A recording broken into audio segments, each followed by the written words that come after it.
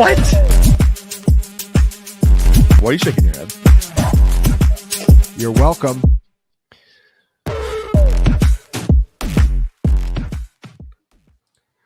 Yo, what is going on? Welcome into week 7, Cashing Points, the Friday night show, the only Friday night show that you need to listen to. Going through the week 7 DFS slate with my guys, Jake, Tribbey, and Hilo. Fun slate here, guys. 10-game slate, bunch of good games, really good slate for receivers. Fun one to break down. Looking forward to it. A couple housekeeping notes. If you haven't already, please subscribe to the channel. Click a like on this video. It really does help us out quite a bit. And yeah, we will be jogging the slate. I think we don't really walk the slate. I think it's more of a light jog. So we'll go through the 10-game slate here. Yeah, I really like this slate. This is, I think, one of the most fun slates of the year. Let's get started here, boys. Titans and Bills. Get going there. Bills huge favorites after Will Levis's collapse last week, 9.5. In Buffalo, 41 is the total. Hilo, I'll ask you first for your thoughts on this game. Obviously, Levis just completely collapsed last week. Basically, we're left with just Tony Pollard here. Tyjae Spears will miss this game. He's out with a hamstring injury. Pollard's price has not come up. We can kind of quickly go through the Titans side, but what's your vibe on Pollard this week and your vibe on this game? I think there's too much certainty surrounding Pollard by the field right now. Expected to be one of the highest owned pure skill position players on the slate. And he basically has a very clear path to 18 plus running back opportunities, right? But this game environment, I mean, 8-point dogs on the road. The Titans rank dead last in turnovers per game, or giveaways per game, we should say. And the Bills rank 9th in takeaways per game at 1.7, and the Titans are at 2.0 giveaways per game. So like you're kind of threading a fairly fine needle by clicking Tony Pollard's name.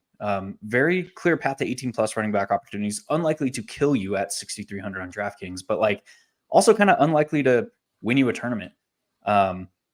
He has a very thin path to like 22 to 25 running back opportunities, which is kind of what you need. Because I mean, he's running behind the worst run blocking offensive line in the league. Yeah, the matchup is good. But I'm actually most interested in the Bills defense. They're kind of hard to pay up to this week. And then I have some fleeting interest in Julius Chestnut. I won't take too much time, but hear me out real quick. The matchup is great, right? That's kind of why people are drawn to Tony Pollard. What happens if Will Levis has 2 first half turnovers? The Bills like return one and they're down like 28-3 in the third quarter. Are they going to continue running Pollard out there when Tyjae Spears is already out and they already have an injury in the running back room? I don't think so. Julius Chestnut, special teamer, like career special team guy, I think he's been in the league 2 years. But like, if he gets run at the end of the game on a slate that's like star for value, I don't know, he could put up 15 points, pop in 60 yards a score with a couple of catches. So yeah, I hear you on Titans getting dusted. I can't get there with Chestnut. Yeah. I was talking to Jake about this morning. Chestnut ran one route last week. Yeah, he has 13 career touches in 3 seasons. So it's just it's pretty tough. My thing on Pollard is that the backfield. That's very true. Yeah. In the pass game is really, really good here. Bills allow a league high 24% target share, 61 receiving yards per game to opposing backfields. That's obviously great, but I do line up with Hilo here in tournaments where I think the path to a true upside performance is a little bit more thin than the field's giving Pollard credit for.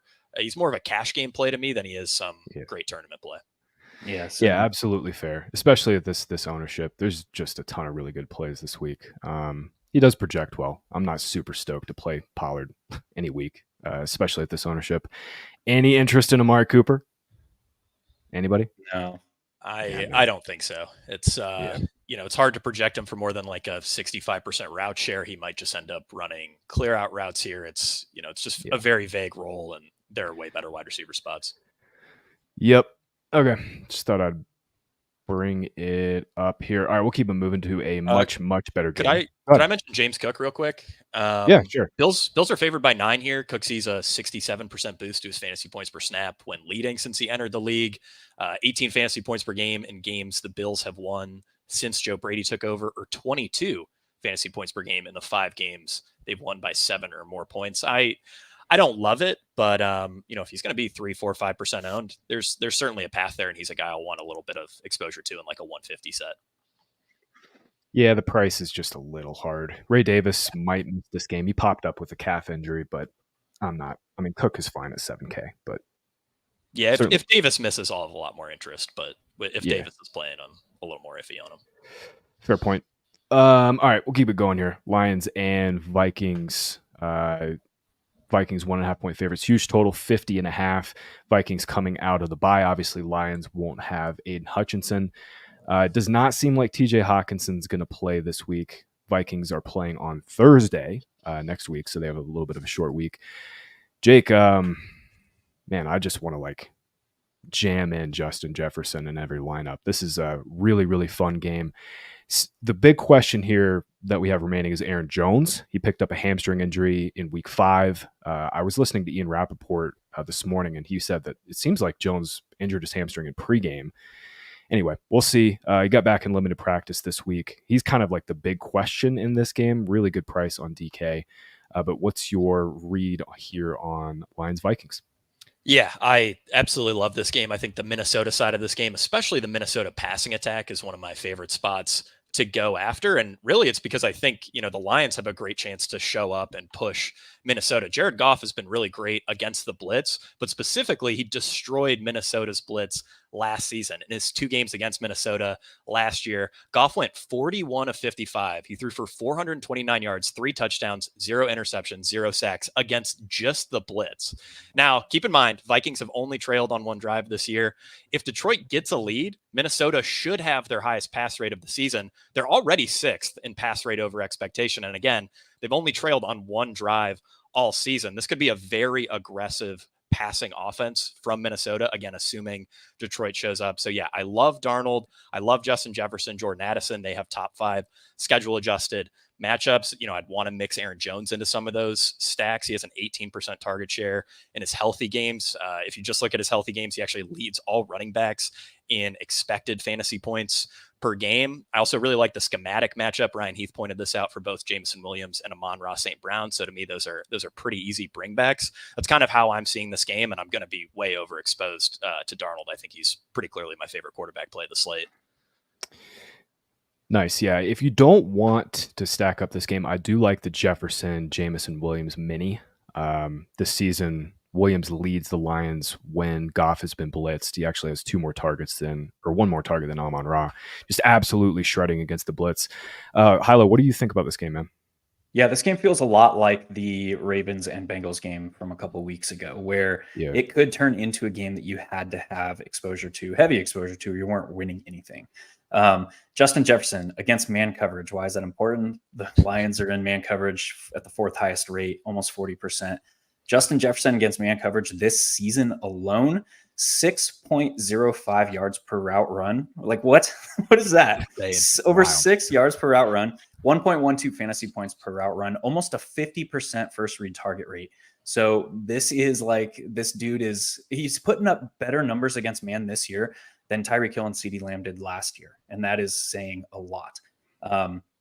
So yeah, I mean, and then with Aiden Hutchinson being out, he's responsible for 7.5 of their 15 sacks this season. And it's already a defense that ranks 3rd to last in pressure rate. So that's going to be a big miss for this Lions defense. On the other side, actually, Jared Goff, when you look at his pass attempts, this is very clearly a team that wants to control the pace, tempo, flow of a game, right? The one time they weren't able to do that was against the Buccaneers. Goff attempted 55 passes. That was Amon-Ra St. Brown's 19 target game this season. And we know the Vikings are going to blitz. We know they haven't really hit home on those blitzes at a similar rate they did last season. And they play a lot of too high behind those blitzes. So what does that tell me?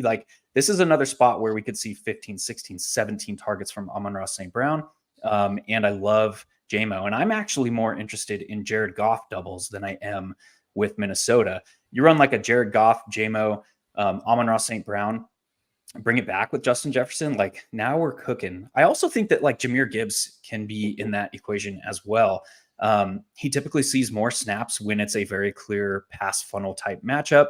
Both of these defenses are forcing pass rate over expectation values in the top 4 in the league. So this spot, just like it could absolutely take off.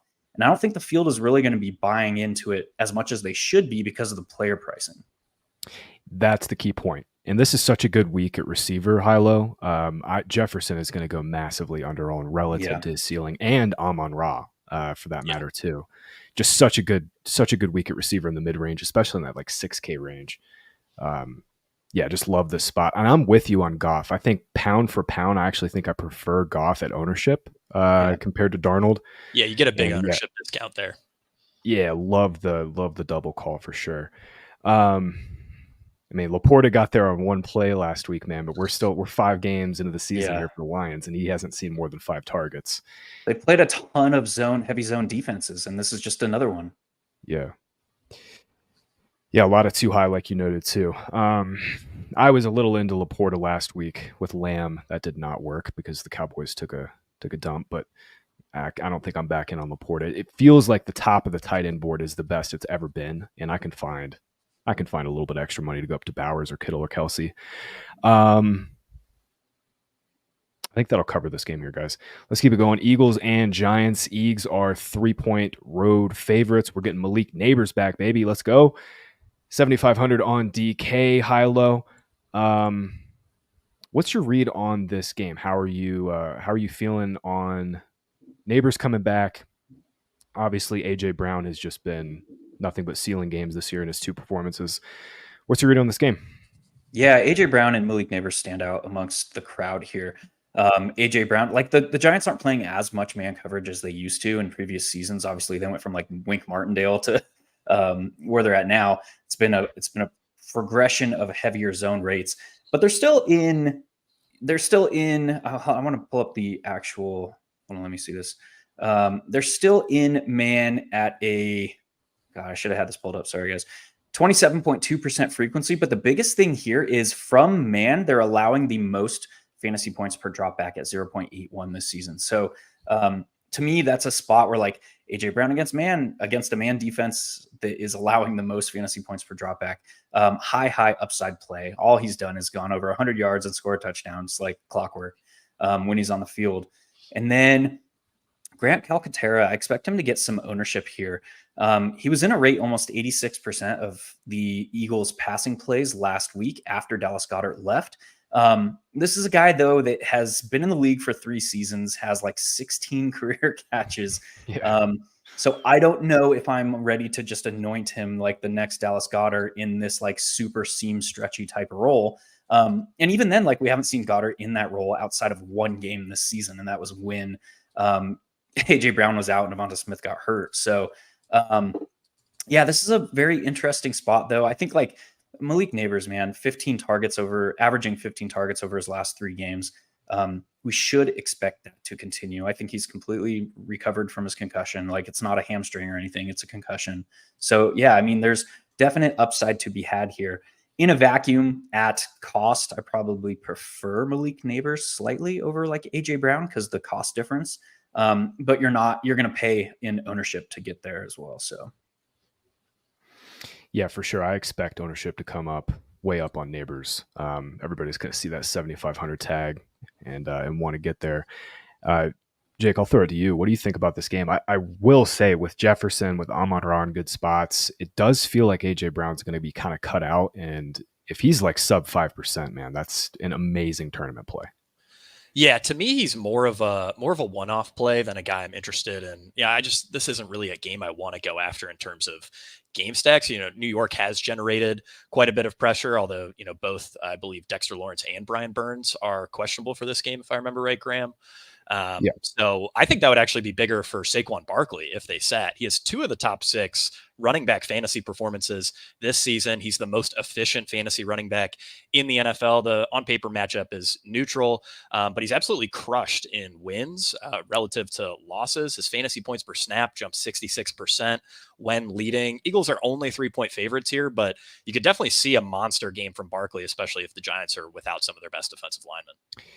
Yeah, that's a really important note. Brian Burns and Dexter Lawrence did both get back to limited practice today, but they're both beat up. Obviously, they just lost Kayvon Thibodeau as well, so definitely something to monitor for Saquon this weekend. I kind of think Calcaterra is going to end up being the chalk, in which case at 3,200 for a guy who had a 5-yard ADOT last week. I'm not super stoked about that. Yeah, I think that'll cover it. Devin Singletary should be back. We're not really playing these Giants guys this week here with this backfield back split. All right, Bengals and Browns. Bengals going into Cleveland, 5.5-point favorites. 41.5 is the total because the Browns offense continues to be a nightmare. Hilo, I think T. Higgins at 6,400 is just like, regardless of what trying to lineup I'm trying to build, I just think he's my favorite play on the slate here. Getting the majority of the first reads, and he kind of like highlights a really good 6K range that I'm talking about on DK. Love T. Higgins. Also love David Njoku for the price without Amari Cooper. What are your thoughts on this game, man? Dude, so sorry. I have to get out the vomit-inducing plays now. Last week we talked about Drake May doubles. We're going to talk about Deshaun Watson doubles real quick. Oh, no. Yes, we're going there. Oh, no. So Ethan Pocic got in limited practices Thursday and Friday. He is questionable, but Jedrick Wills is off the injury report. We have Conklin off the injury report. So they have both of their offensive tackles are healthy. Their center, Ethan Pocic, is likely to play. And this could be the first game all freaking season where they've had all 5 of their offensive line starters healthy. That is notable. Secondly, they're getting Nick Chubb back. We don't know how much he's going to play. He's not the play, but if like Nick Chubb, because he's freaking Superman, if squatting 700 pounds, if Nick Chubb is like able to, behind a healthy offensive line, sustain a little bit more drives, that could place this team in position to score at greater frequency.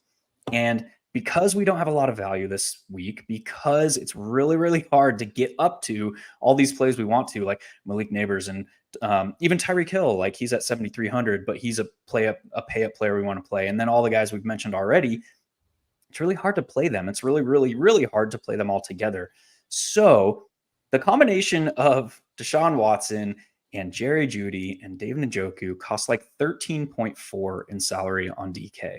So they need to average like 18.4 fantasy points per player to keep you on a 200-point pace. What does that look like for Deshaun Watson? Probably 30 rush yards on the ground and a 202 line through the air. Like, is that within his range of outcomes? I think so. I think so in this spot. And if that happens, all we need to is capture those touchdowns with Jerry Jeudy and with David Njoku. If you do that, like, you are on pace for 200-point week, and you can pay up for some of these studs that we're looking for elsewhere. I know it feels so gross, but Drake May doubles felt gross last week, and that's why every single one of those players was sub 1% ownership in tournaments. So I don't know. It's gross. I think you'll see a little bit more ownership on Watson this week. He's projecting a bit better than May was last week. I'm seeing between 3 and 5% around the industry, which at 1%, I'm honestly intrigued, but if he's going to be 4 or 5%, it's a little tougher for me to get there. What do you think, Graham? Yeah, this is the first time the price has been reasonable for him, but man, like, I'd rather just play Andy Dalton. Like, if I'm really trying to save salary, and I'd rather play Dalton with Deontay and find a commander, or even not, honestly. Watson hasn't thrown for 200 yards in a game this year. I mean, his YPA hasn't gone above 6 in a game, 7 in a game. Oh, do we lose Graham? Yeah, we lost him. Take it away, my dude. All right. Well, the only other thing I was going to add on Watson is that I do think in like a 150 set, he's certainly a guy I'd be interested in having at least a little bit of Oh man, exposure I'm to because talking single entry. Let's go, oh baby. oh man. Okay, yeah, I'm not going to get there in single entry, but yeah, I mean Yeah. it's definitely an intriguing stack. I'm a little more interested than I was when you first mentioned it, but man, it's so hard to roster a guy who's playing like legitimately the worst quarterback of my lifetime, which is pretty crazy to say. On the Cincinnati side of this game, I love Joe Burrow here. You know, the Bengals are 2-4. They need to chuck the ball. They need to win this game, and he's been balling out. He leads all quarterbacks in passer rating, ranking third in DraftKings fantasy points per game since week 2. He has an ideal schematic matchup against a single high heavy Browns offense. Browns do bring a lot of pressure. Burrow hasn't really been pressure sensitive. We know Jamar Chase crushes single high, and as Graham pointed out, T. Higgins is a pretty strong value for the price. What are your thoughts on the Bengals side of this game, Hilo? Yeah. So to me, like, you play the Bengals if they are being pushed. Because we have a long-standing history, and we've talked about this before, where their offensive tendencies are almost entirely tied to the game environment that they're in. So against a Browns team where we're all laughing at Hilo because he brought up like Deshaun Watson, it's highly unlikely that they're pushed here, right? So while like T. Higgins looks great on a projection standpoint, point per dollar, while Jamar Chase can wreck single high, it's concerning for me that Joe Burrow is not going to likely have a significant like path or a clear path to like 39 to 42 pass attempts here. So you are almost 100% betting on efficiency.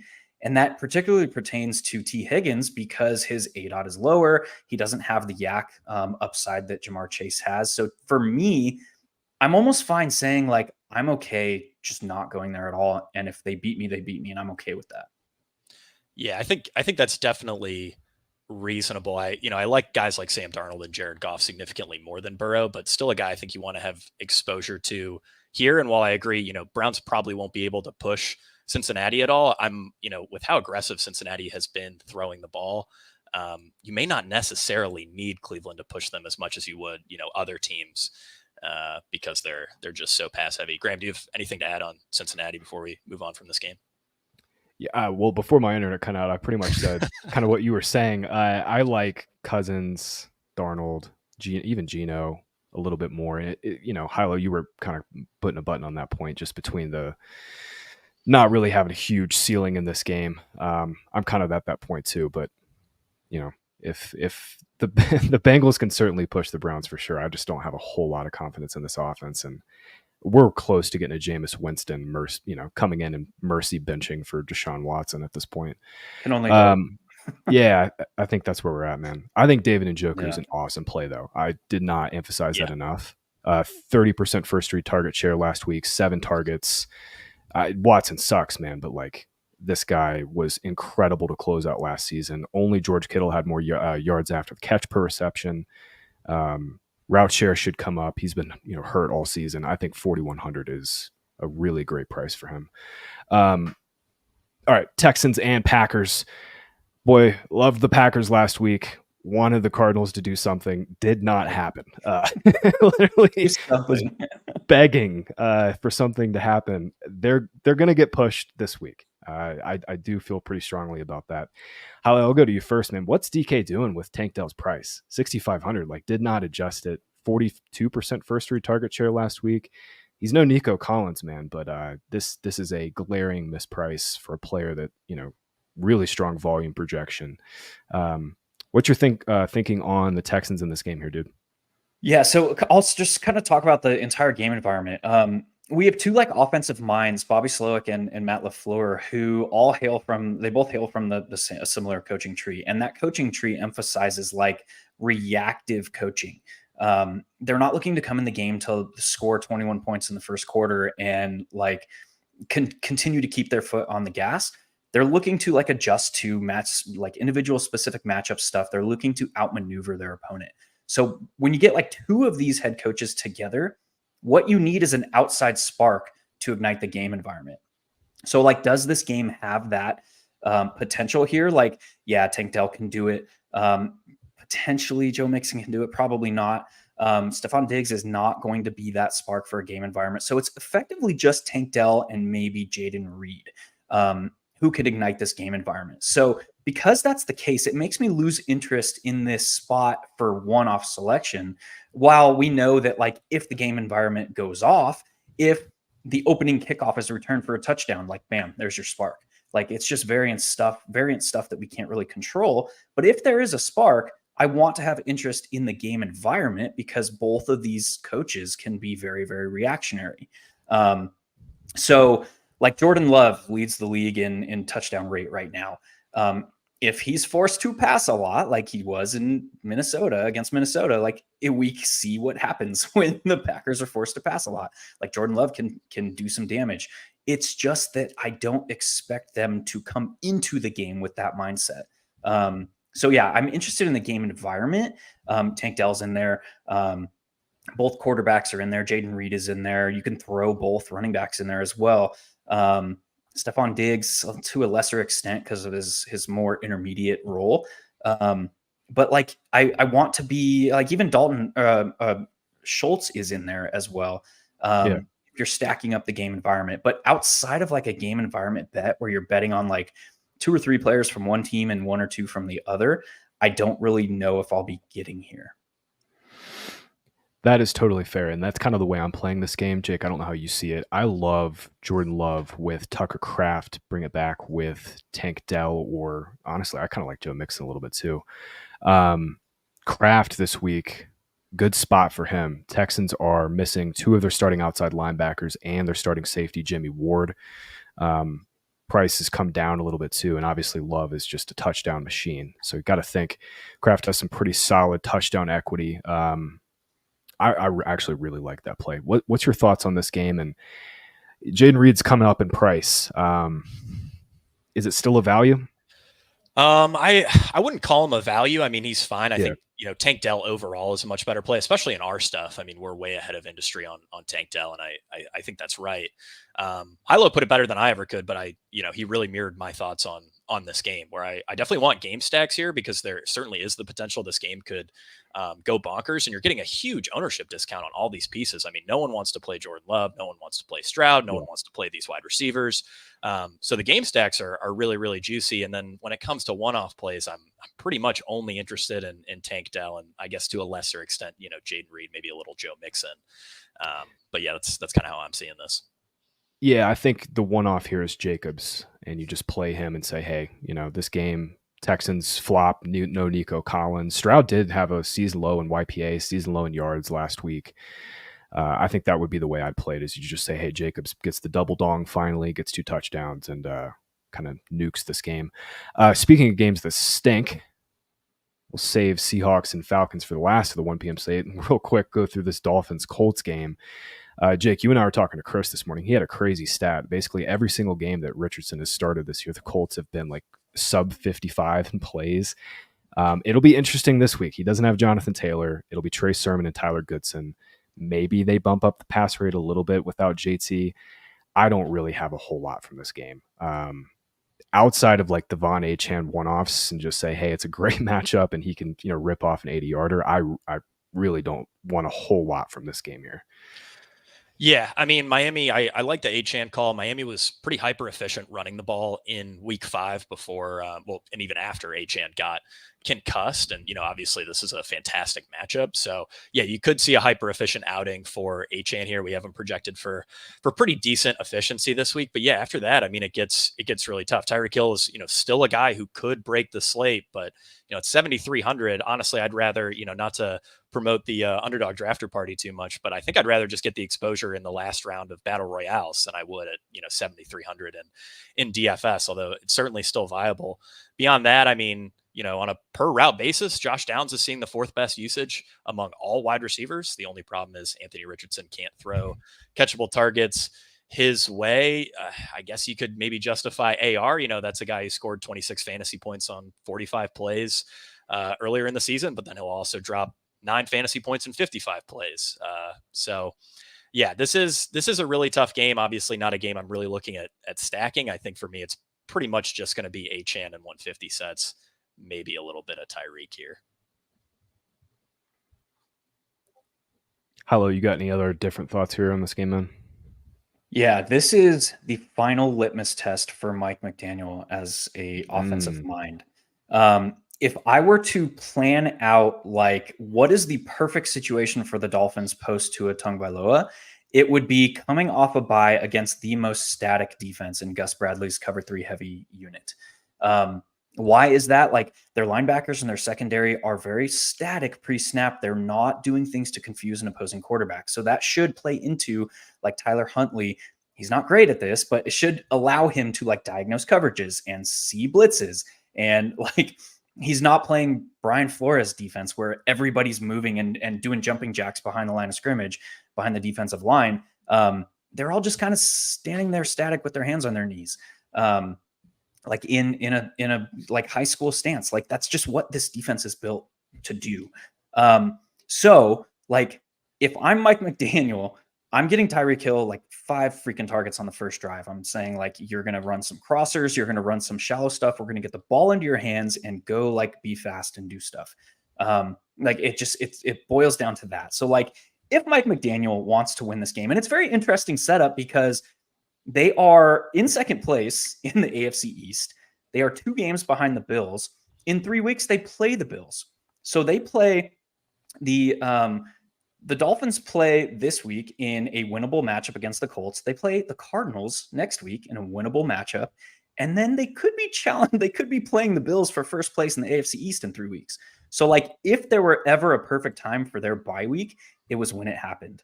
So this is like my final litmus test. Like Mike McDaniel, are you sharp or are you a fake sharp? If he wants to win this game, stay alive in the AFC East, like I think he needs to get Tyreek Hill going early and often, and that gives him a path to 101 type game, and that gives him a path to potentially one of the top scorers on the slate at only 7,300 now, which is way low for Tyreek Hill. Yeah, I mean, this is the spot too. I mean, the Colts just have no guys to cover Tyreek. Yeah, it's the price is finally at a point where I'm a little interested in clicking, especially the spot. So that was a good note, high-low. Maybe a little more bullish here.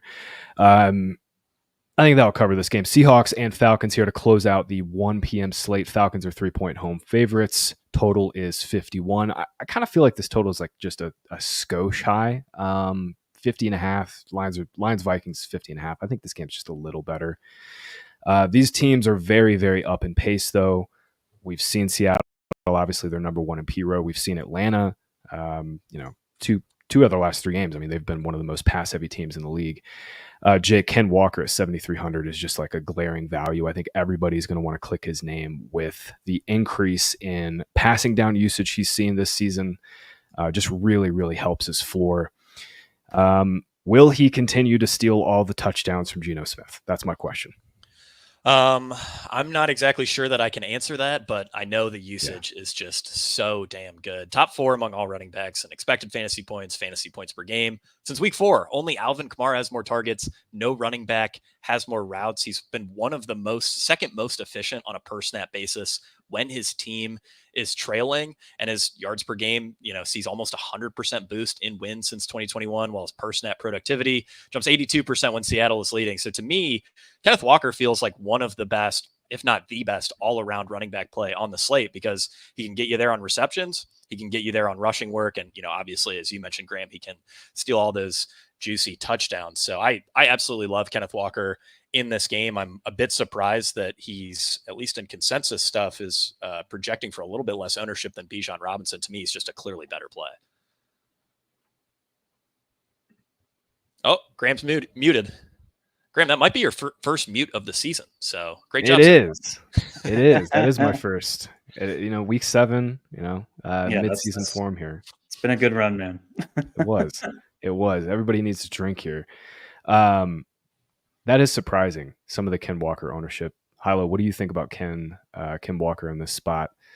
I will say, I mean, Gino is like, he's such a good progression candidate, but Man, I mean, I was kind of expecting Gino to be a little bit contrarian here, high-low, but it seems like, he projects pretty well. The value's there. I'm seeing like 9 to 10%, it looks like. Yeah, I mean, I'm pretty much in lockstep with everything Jake brought up. I would say Ken Walker is knocking on the door of workhorse running back status. The level of usage that he is getting when healthy is pretty incredible. I mean, 8 targets in each of the past 2 games, leading the league in route participation during that time. So he's now becoming he is the primary like point of emphasis of the offense in the red zone, and he is now adding enough receiving work to make him completely like game environment agnostic, which is what we want if we're paying this much. Like, I would not be surprised if in 3-4 weeks Ken Walker is 8K plus on DraftKings. So like joining Saquon Barkley and Kyron Williams, because that's the kind of usage that he is getting. So to me, like, he's still potentially offering us a value here. So yeah, I'm on board. I think you can play Ken Walker regardless of matchup because touchdown equity is high. The pass game involvement is high. Like even behind an offensive line that is better in pass pro, like much better in pass pro than run blocking. He's creating yards on his own.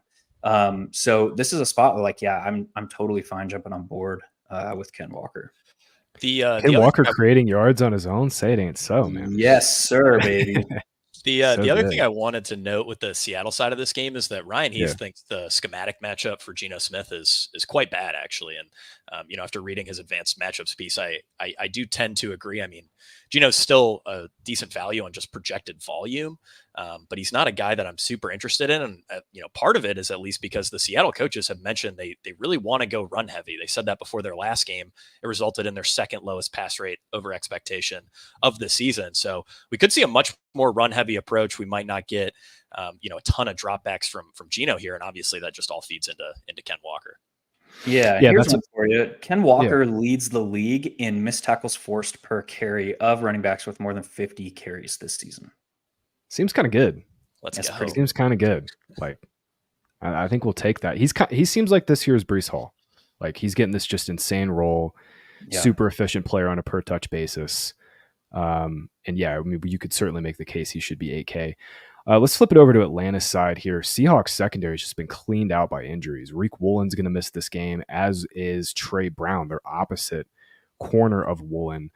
Last week, I was looking into this in the coverage matrix tool on the data suite. They switched up and played a ton of too high last week. They've been a cover 1, cover 3 team with Reek Woolen. So we're going to see a lot more too high coverage. Last week, they went 68% too high. Seattle did. Drake London, Darnell Mooney have combined for 70% of Kirk Cousins' first reads against too high coverages. So it's just going to be, I think, super condensed around both these guys. And Jake, I'll throw it to you, man. I mean, DraftKings just refuses to bump up London and Mooney's price. Just very moderate boost this week. I love this spot here for London and Mooney. Yeah, I mean, they're both just like really great values. Since week 2, Drake London leads all players in first read target share. He's 4th in both expected fantasy points per game and fantasy points per game over that same stretch. Darnell Mooney is the wide receiver 13 by expected fantasy points per game. Mooney is priced as the wide receiver 30 on DraftKings. He's also looked really good on film. I mean, London's obviously way too cheap here. They're both just great values, and it doesn't look like, I mean, Drake London's certainly going to pull a lot of ownership, but Mooney around 10% feels pretty good. Yeah, I fully expect London to be one of the highest owned players on or receivers on this slate, just like last week, but probably honestly a little bit under what he should be. I mean, the role has just been bananas good. John Proctor said on the Sunday morning show last week with Scott, he made the comp that London's kind of in the like power slot cup role, and I just think that's right. In which case he's just going to be massively underpriced for the next couple of weeks, it seems like. Hilo, do you have any different thoughts here on Atlanta's side of things? Oh, Hilo's muted. Hey! Wow. Finger wag. Let's go. We got 2 mute 5 minutes, man. Yes, dude. The only thing I'll add with Drake London is while he's playing for an offensive coordinator that comes from the Sean McVay coaching tree. So it makes a lot of sense that he's getting put into the slot more. He's kind of, like this kind of Demi Cooper Cup role. What comes along with that, though, is a decrease in ADOT. So his ADOT is 9.9. So he needs the volume in order to pay off in most environments. So I don't mind him, but when you're talking Drake London at 6,900 or Tyreek Hill at 7,300 or Malik Neighbors at 7,500, I would prefer just to go a little bit off the ownership and hunt the ceiling of Tyreek Hill or hunt the like mega volume of Malik Neighbors. The Neighbors comp, that's probably the best one. It's just such a tight week, man. It's kind of hard to get that 600 to get up to Neighbors, but definitely a fair point. Jake, you got any other thoughts here on this game here? No, wouldn't say so. Well, I guess to your point on too high, we've seen these veteran quarterbacks like Kirk Cousins absolutely shred too high. They seem to be the most equipped to deal with it. So I think that's another positive note for Mooney and London. Yeah, I was looking at this before we got on the show. He's been pretty good against too high. Thrown 2 picks, but very efficient in terms of YPA, over 8 yards per pass attempt against too high. Pretty good in terms of completions over expectation too. So yeah, I definitely think this is an awesome spot for Kirk. And what's weird, real quick before we move on to the afternoon slate, what's weird is the ownership on Cousins. It's like I'm seeing like sub 5% right now. I with London and Mooney probably projecting as chalk, I'm going to play a little Cousins, that's for sure. All right, 4 o'clock slate. We'll get it going here with the worst game of the 4 o'clock slate. The Raiders versus the Rams. Are we going to get our boy Cooper Kupp, Ilo? I think so. Yeah, I think so too. What are your thoughts on this game here, man? So Cooper Kupp's presence in this offense actually makes me like Kyren Williams a little bit more. We should expect the offense to be a little bit more efficient.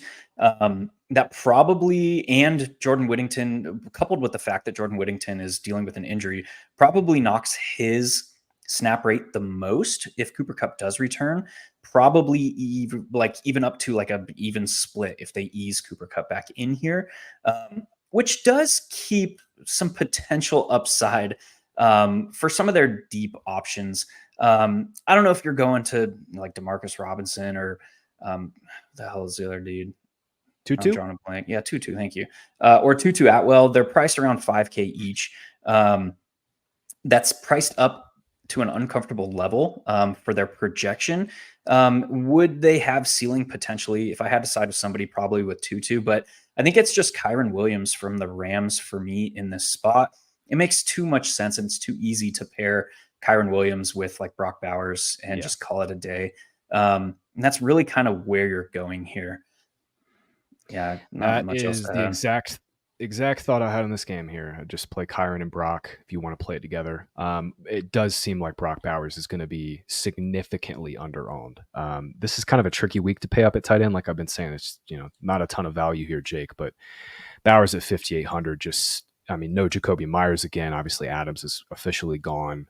I mean, this is an amazing spot, too. I mean, Rams just don't have anybody in the middle of the field to cover him, and he's going to be sub 5%, it seems like, on the slate.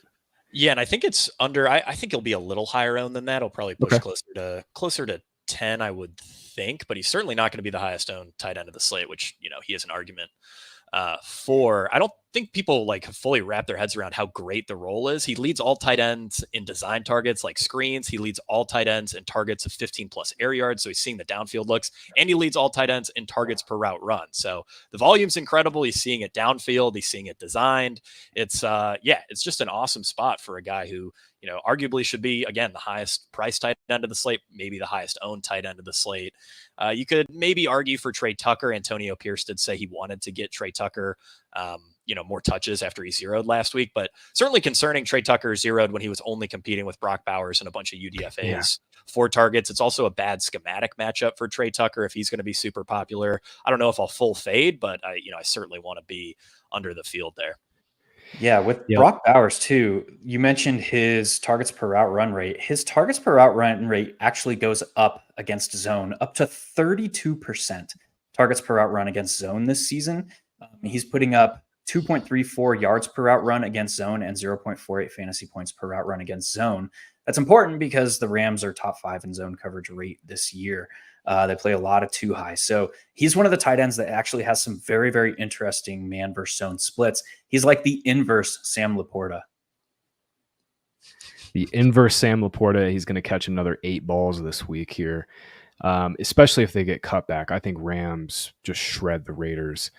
O'Connell's not been a big boost though, so that's the only drawback here. Is this offense is still just an absolute nightmare. Real quick before we move on, Colby Parkinson is projecting for pretty strong ownership here. I mean, obviously, huge workload in terms of just his route rate. Seven targets and 13 targets in his last 2 games, but Kupp is back, should be back at least. Hilo, what's your read here on Parkinson? Feels a little trappy at 3,800, I think. Yeah. So, we've seen a 2.5-year sample of Sean McVay offenses with their tight ends. He wants a do-it-all tight end that is good at pass blocking and can basically be a chip and go type guy. And that's what they got here. And it's they replace Higbee. Dude, I can't get there, especially at ownership, man. Enjoy your 5 targets. I'll look for some upside somewhere. Reminds me a lot of Cade Otton last week, where it's you're probably not going to get the efficiency. Ownership's massive. It just makes sense to look elsewhere at tight end. Yeah, except Colby Parkinson's actually decent at football, but there's that aspect to it. But yeah, honestly, I think I'd rather go back to Jatavian Sanders because it seems like Tommy Tremble might miss that game. He didn't practice today. Let's talk Panthers and Commanders. This total's 51.5. Washington is up to 9.5 point favorites. I think that was 8 this afternoon. I'm seeing 9.5 now. Anyway, Jane Daniels is the highest priced quarterback on the slate. It took 7 weeks for us to get here. Somewhere Scott Barrett is doing a massive victory lap, as he should be. Daniels is 7,600 here, Jake. He's going to be mega chalk, as he should be. Yeah, I think. Let's talk through this game here.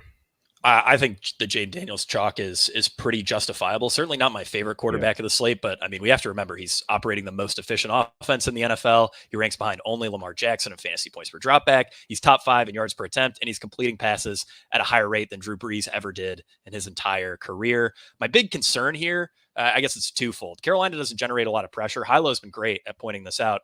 These teams that generate a lot of pressure are generally a bit better for Daniels because it forces him to run. And Carolina, I also just don't know if they can really push Washington here. So I'm a little worried about those two things, and that does make me want to come off Daniels a bit in tournaments, but it's certainly still a spot where I want some exposure. Hilo, do you have anything to add to that? Yeah, my problem here is the Commanders rank 2nd in scoring in the NFL right now, behind only the Lions, putting up just over 29 points per game. You know how many GPP viable scores this offense has put up this season? 2.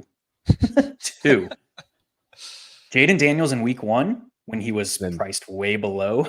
And then Terry McLaurin. Right? Yeah. And Terry McLaurin last week, just because nobody else, he scored 2 touchdowns and put up 25 fantasy points, and nobody else at wide receiver outside of Chris Godwin did much of anything. So the fact that the Panthers are epic levels of bad. They cannot get off the field on 3rd down, and now they're facing the most efficient offense in the league and sustaining drives this year. So, the Commanders should score. The Commanders also lead the league in rushing scores, but it's who do you play? Do you play Brian Robinson, who's dealing with a nagging injury? Do you play Austin Eckler, who doesn't see a lot of carries? Do you play Jaden Daniels, who has rushing touchdown equity? Do you play Jeremy McNichols? That's a hard word to say. It's I don't know where to go here. And honestly, I think you can make a case to play Jeremy McNichols in the same vein, kind of tongue in cheek as Julius Chestnut. Reverse. If the Bills are blowing out the Titans, Julius Chestnut could see some run. If the Commanders are blowing out the Panthers, like we saw 2 weeks ago, we could see a little bit of Jeremy McNichols run, and he popped in 2 touchdowns 2 weeks ago. So on this slate where it's super gross to find value, I don't mind going there, because what are you saying? You're basically saying Saquon Barkley doesn't put up a 30 burger. Kyron Williams doesn't put up a 30 burger. None of these other running backs put up more than 25 fantasy points. If you get 15 from a guy at 4.4, that could be valuable. So I have a little bit of interest there. It's another gross call, but I think it's worth considering this week. I'm with. Go ahead. I have another value guy I wanted to shout out in Noah Brown. He's second among all players in average separation score. He also averaged 127 receiving yards per game in his only 3 fully healthy games last year. He's probably pretty good, and I think there's still plenty of room for his role to grow here. He joined the team on August 29th. He dealt with that groin injury. He hasn't had a route share over 62%. So he's pretty interesting to me, but, for all the concerns Hilo laid out sort of about this offense and, this game, he's not a guy I want to be super overweight on, but at, 5-6%, I'll probably at least double the field. Yeah, I think he's probably my favorite with Jaden Daniels. I think that's the way I'm playing it. If I'm playing Daniels and I'm playing Chuba Hubbard again, this will be the 5th straight week I do it. But I think pound for pound and just given ownership projections right now, they're pretty close, Hubbard and Pollard. I really strongly prefer Hubbard. They're both going to push probably 25 to 30% ownership, but Hubbard's on a much better offense, way bigger game total. Yeah, I like that quite a bit. Once again for Hubbard, John Brooks will not play again. And all they've done is just boost up Hubbard's role. His snap rate, carry share, all of it has just gone up in basically 5 straight games. Love his price once again. All right, we'll keep it going here to the final game of the slate, the Super Bowl rematch in San Francisco. Niners are 1.5 point favorites. The total is 47. Jordan Mason is full go, as is Deebo Samuel. Both are off the injury report here. Hilo, I mean, we've been going on 2 years here. Patrick Mahomes is a bad fantasy quarterback, great real life dink and dunker of the football, but the fantasy results haven't been there. Obviously, this game has some serious shootout appeal with the Niners, offense, Brock Purdy playing really well. What's your angles on this game here, man? So it starts with both defenses. Both of these defenses want to sit back, keep the play in front of them, force opposing teams to march the field. So what does that do? It clamps down on guys like Brandon Ayuk. It clamps down on guys like Xavier Worthy. And it points you to where volume can accumulate. And what I saw on the tape, I rewatched the tape of the Chiefs Week 5 win on Monday Night Football. In the first half, it was Travis Kelce that took the Rashee Rice vacated role. He was running the high confidence seam stuff. He was working over the middle of the field. He was in a route almost every pass play. And then in the second half, he got gassed, man. Remember, this is a 35-year-old tight end. He was tired. He was hands on hips, chugging for air. And then we saw Juju Smith-Schuster kind of step into that role for this team. So if I'm putting myself in Andy Reid's position, he's already said that we don't want to put as much emphasis on Travis Kelce's shoulders as we have in the past. We want to save him for another Super Bowl run. We want him to be healthy come January, February time for the Super Bowl. If I'm in that mindset, I'm looking for another option to fill that role. And I think they're comfortable with Juju Smith-Schuster in that role. This is a guy, he's priced at $4K coming off a 7 for 130 game. He's not going to have another 30 air yard reception that he turns into a 50-yard run after the catch. But I think there's volume here for 8 to 12 targets. And at 4K, man, this is the guy that gets me access to all the other guys that I want to play on the slate. Just a smoke and value, in my opinion. I'm with you, and I cannot believe I'm excited to play Juju, but he kind of feels like a skeleton key to this slate. Mm-hmm. Two things from my end. One, Juju, we're 2 years removed from him averaging nearly 60 yards per game. I mean, he was a massive disappointment in fantasy that season, but he was still fine. Secondly, there's plenty of room for his role to grow. 41, 44, and 59% route share the last 3 weeks. Coming out of the bye, I fully expect him to be closer to 65, 70%. We'll see Reed go back to the, weird rotation, and they'll do some stuff with Justin Watson. But I'm with you. And oh, by the way, this is an awesome spot. Niners are getting cleaned out by slot receivers, league high 2.4 yards per route run to slot receivers. They'll move Juju in the slot. It's honestly, it's a little vomit inducing. I'm super stoked to play Juju, Jake. But I think he's really under projected in the industry right now. Yeah, I think especially on this slate where we're just so starved for value, I can get a little excited to play Juju. Part of me wants to pump the brakes a little bit and just say he's notoriously dusty and he's dealing with a hamstring injury. So, there is that. But again, at 4K, you're really not giving up much to play him. And early in the week, I was seeing, 25 or 30% ownership projections on Juju. That's come down. I think people see that and, just automatically say, okay, I'm not playing him. And also the hamstring injury might be scaring people a little bit here. And, Andy Reid's coach speak on the injury did seem at least favorable. So yeah, totally fine with Juju here, as gross as it feels. Yeah, look, I thought Juju was dust for the last couple of years, but you don't go out and put 7 and 130 on an NFL field and be dusty. He's definitely a shell of the player he once was in 2019, but I mean, Mahomes trusts him, and I don't think the hamstring is anything big. I was just seeing a quote from Reid. He said it was a hamstring spasm, and he's good what today. Is that? Yeah. So what even is that? not a strain, not a pull, but a spasm. He has a back spasm apparently in his hamstring. Yeah. Weird. Listen, if you've been playing George Kittle for the last, basically the entire season, you've been printing money. He's 6K now here, high-low. He's really the one piece in this game for the Niners side I feel pretty confident in. Last year in the Super Bowl, the Chiefs switched up from their 2 high looks, played a lot more man. Obviously, they had L'Jarius Sneed and Trent McDuffie in a different role. If they go back and play a ton of 2 high, though, like Debo at 7K at sub 10% ownership is really interesting. Really interesting. What do you think about the Niners here, man? Yeah, the problem with Kittle, and this kind of took me until today to really break into, because he started off the week as like my favorite play on the slate, like not even just tight end, my favorite play. The problem is the Kansas City Chiefs are generating pressure at the 6th highest or the 5th highest rate in the league at 36.3%, or sorry, 36.6%. And when this Niners team plays a team that generates a lot of pressure, they decrease Kittle's route participation rate to keep him in as that like 6th offensive lineman. He does a lot of blocking. He does a lot of chip and go stuff. And we see that reflected in his ADOT. So like, can Kittle overcome that? Like, yeah, dude, he has some of the best like yards after the catch upside in the league at the position, but like he's probably going to have to overcome a lot here as opposed to like he being a focal point. So that just kind of narrows the path to him seeing 8 to 10 targets. And like the dude has scored 3 times on 3 targets before. Like that can happen because that's just who he is. But this is a spot that is much more difficult schematic wise for him to be this like point of emphasis on the offense, I'll say.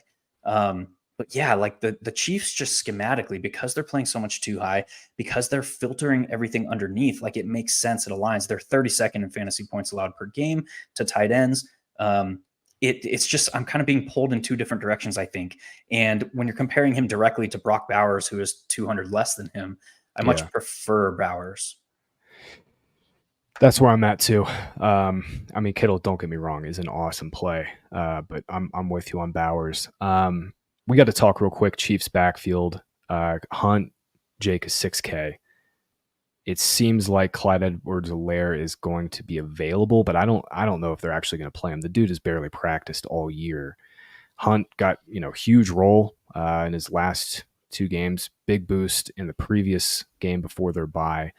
Do you have any interest in Hunt here at 6K? I mean, it is such a good running back slate, but I think you can make an upside case for Hunt even in this matchup. I mean, Niners have been so good against opposing ground games, but he definitely has a little bit of touchdown upside, that's for sure.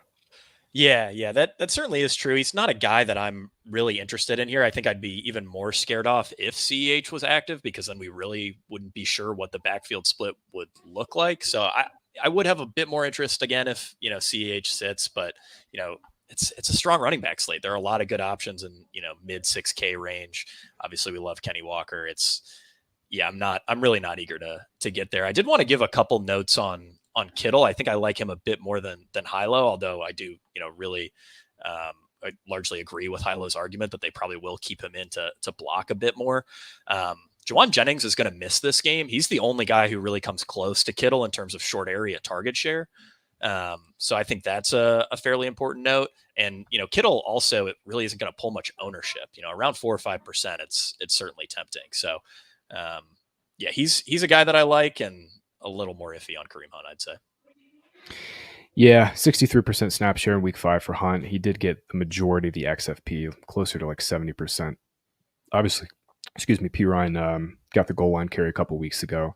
It does seem like Steele is doghoused, though, after he fumbled, what was it now, 3-4 weeks ago? So I'm not stoked to play Hunt by any means, but did need to bring him up. No Juwan Jennings, and Ricky Pearsall will be back after surviving the gunshot wound. Hopefully they play Many Men by 50 Cent as he takes the field this week. They absolutely should. At least his first catch, they got to do it, right? Guys, I think that'll cover it, man. Great little hour on the week 7 slate. Stick around, hang out with Jake and Ryan for the drafter party. They will be talking through Battle Royale strategy, talking through the slates, some of their favorite picks. And Ryan and Jake have been crushing in those streets, so make sure you're listening and following some of their advice over on Underdog. Guys, let's win some money this week. This is going to be a fun slate, really, really fun slate with all these great games. As always, please subscribe to the channel, hit the like button, and we will see you guys next week for the show, and we'll see you at the top of the leaderboards on this slate. Good luck this week. What? Why are you shaking your head? You're welcome.